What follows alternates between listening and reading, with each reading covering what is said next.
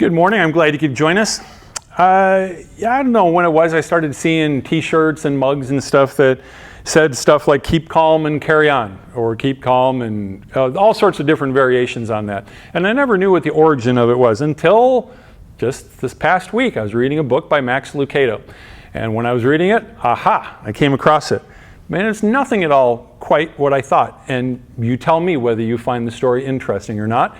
You can assume that I do find it interesting. So it was in the days leading up to the war with Germany. It was about 1939. And the British government commissioned a series of posters. They wanted to find ways to encourage people, to raise the morale of people.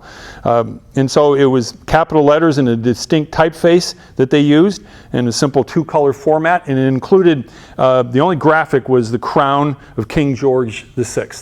And just some words. So the first one was, "Your courage, your cheerfulness, your resolution will bring us victory." And that was released in September of 1939. And then, shortly thereafter, a second poster was produced. And it simply said, "Freedom is in peril. Defend it with all your might." Freedom is in peril. Defend it with all your might. So these two posters were put out there, and they were out in the countryside. They were in pubs and railroad stations and just pretty much everywhere. You know, we do it a little bit differently today. We'd have something on the radio or whatever. But so I find this to be interesting. A third poster was created, yet never distributed. And that's the one that we know so well.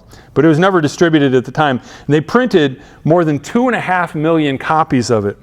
The reason that, and it laid dormant for 60 years, and nobody ever used it for anything. The reason they didn't is they were saving it for a real dire situation that never happened. If the Germans invaded Britain, then they would have posted it. And that's the one that says, "Keep calm and carry on." And then it was many, many, many years later that it was found.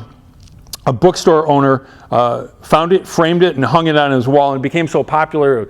Postcards, mugs, all kinds of different things. And just, I guess with the backstory, just knowing that the worst fears weren't realized. Do you ever prepare for the worst and somehow it doesn't quite go as bad as you think, and sometimes it goes worse?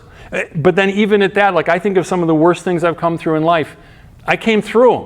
There still is a way through. But I do like that. Keep calm and carry on. And even better yet, that they never did have to use it, and that the outcome of the war ended up being much better than what it could have been. When I think of Scripture, I love Psalm 46:10. Very simple. Be still and know that I am God. Sometimes we need to be still, we need to be calm, and we need to remember that God is in control. God really is in control. It might not feel like it.